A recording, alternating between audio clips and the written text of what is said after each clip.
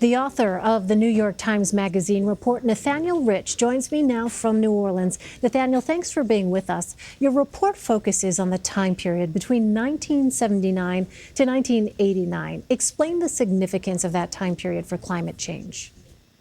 By 1979, the fundamental science of climate change has been established and is widely accepted.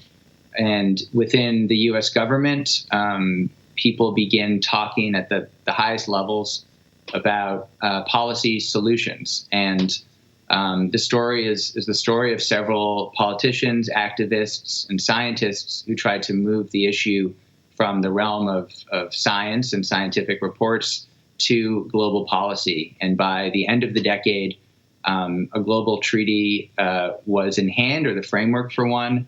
And that is the closest we've come ever since to signing a meaningful international global treaty on the subject.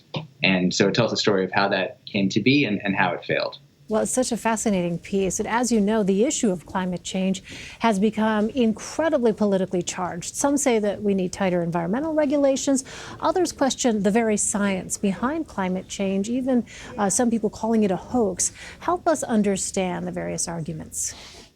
So those arguments, certainly the arguments about denialism, first started to emerge right at the end of this period when the fossil fuel industry became involved in propagating disinformation, bribing politicians, bribing scientists to write editorials.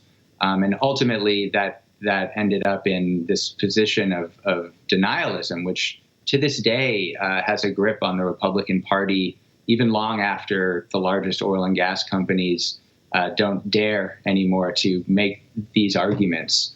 But what's interesting about the 1980s period is that there was no real disagreement about the science, and there was an openness by the Republican Party, certainly, to consider meaningful policy. And that fight was led by many prominent Republicans, senators, and people within the George H.W. Bush administration.